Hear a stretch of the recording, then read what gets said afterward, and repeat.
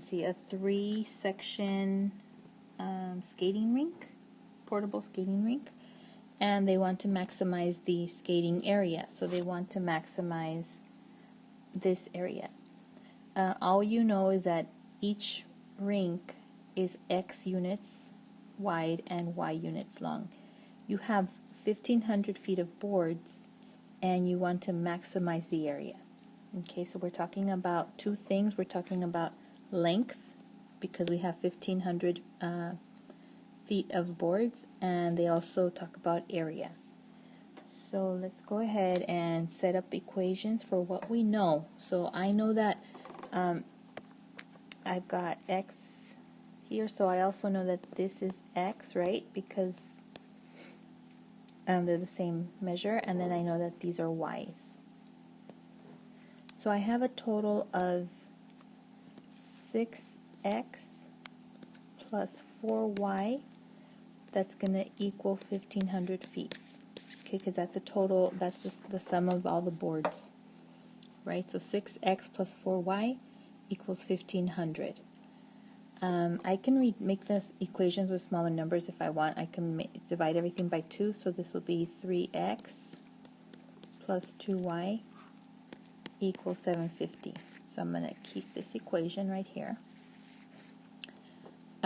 Another thing I know the area for the formula for the area of a rectangle, right? So if I look at, I'll use a different color. I want to maximize this area, right? Total area. So I know that the dimensions of that rectangle, so for that area, are 3x, because I have 3x right here, times y. Okay?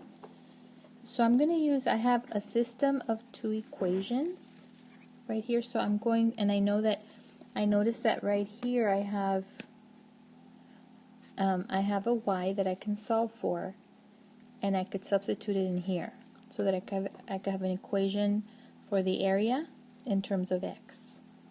Okay, so I can eliminate one of my variables by solving for y in the first equation and then substituting, and that's what I'm going to do in the next step.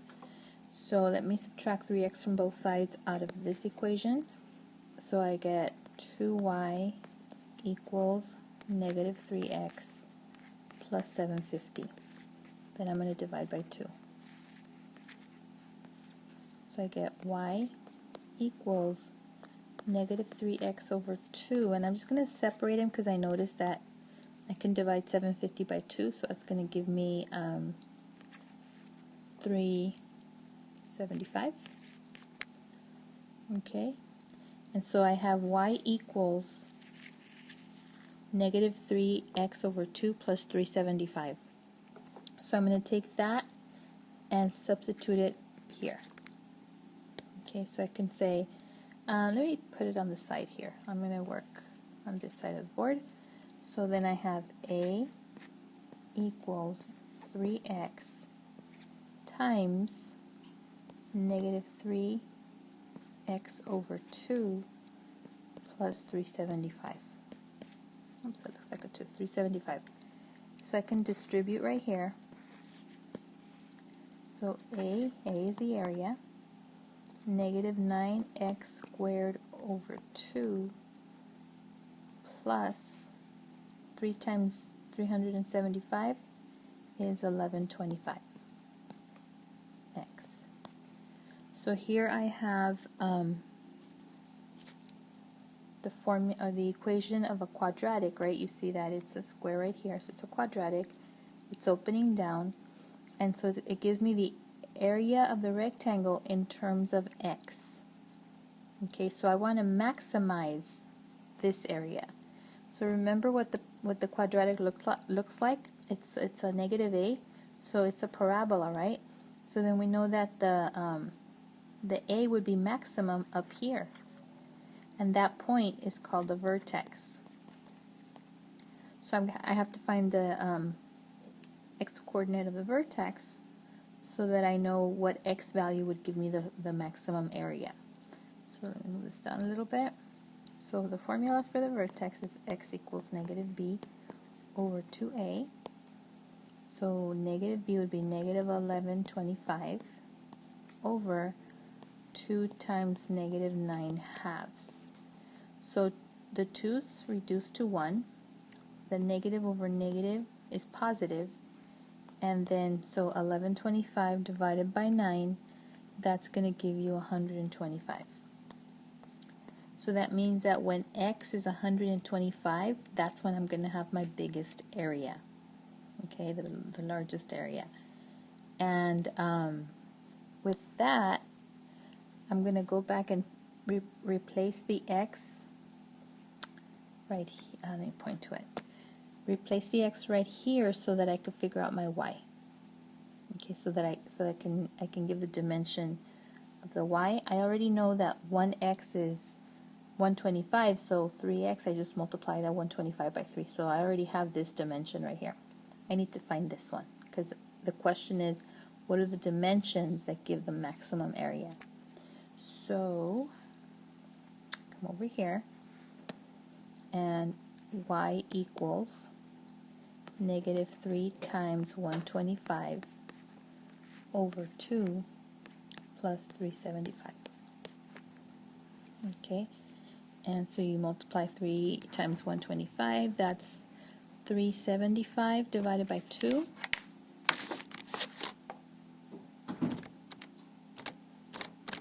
So that gives you, and then you're going to add 375, right? 187. 187 and a half. So y equals 187.5. Okay. So the dimensions that will give you the maximum area. Notice it didn't ask you for the area. That's why I didn't put the 125 over here in this formula, because it didn't really ask me for the maximum area. It only asks to give the dimensions that will give the maximum area. So the dimensions would be 375 feet by 187 and a half. So this would give you the max area. So for 16, it's a cubic function. That minus 2 is your k value, so this tells you that the graph moves down. And I went ahead and did the transformation of the points. That k affects the y, so I subtracted 2 from all the y's. The x's stayed the same. So I'm going to plot the point -1, -3, 0, -2, and 1, -1. And notice they lie on a straight line, right? But this is not a line, it's a cubic function, so you have to make sure when you connect the points that you draw the curve. Okay? For 18, h is -4 and k is -1.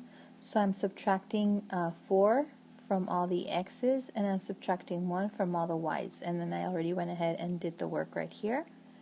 So now I'm just going to plot the points. So -5, -2, -4, -1, -3, 0. Again, the points lie on a straight line, but you have to connect them with a curve. It's a cubic function, so it should look something like this. This one, I don't like that it went straight up, so it's more of a, it goes out a little bit, more like that. Okay. So for number 20, the h is +1, the k is -5, and the a value is -1. So I wrote up here how the parameters are going to affect each point. So the x's are going to increase by 1, okay, and the y's are going to change signs, so -y, and then subtract 5, okay. So let me go ahead and do the work. So it's going to be 1 - 1, 0. The opposite of -1 is 1. 1 - 5 is -4. 1 plus 0 is 1. The opposite of 0 was just 0 - 5. And then 1 plus 1 is 2 for x. And for y, the opposite of 1 is -1.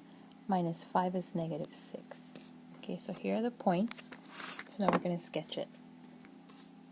So 0, -4, 1, -5, and 2, -6.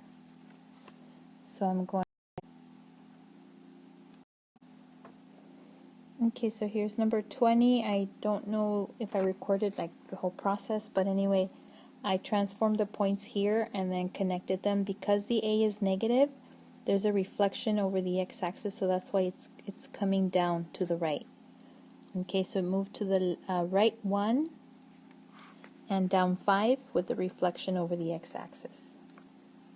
Okay, for 22, they're asking whether the two functions have the same end behavior. And they actually do, because the leading term for each of them, so for f of x, this is the leading term. For g of x, this is the leading term. It has the same leading term, so it's going to have the same end behaviors. Okay, so 24, they're asking you for the end behavior. And so first thing, you identify the leading term. In this case, it's this one because it has the highest degree, 3. It's a cubic function. Because a is negative and n, the degree, is odd, it's going to have these end behaviors. Oops, let me change the color. It's up, down. That's how we describe it in class. This is what we draw. But the more formal answer would be as x goes to -infinity, f of x goes infinity, it goes up, and as x goes to +infinity, f of x goes down. Alright, don't get fooled by number 26. It's not in standard form, so first thing you have to do is identify the leading term, which is the one with the highest degree, the largest degree. In this case, it would be this one.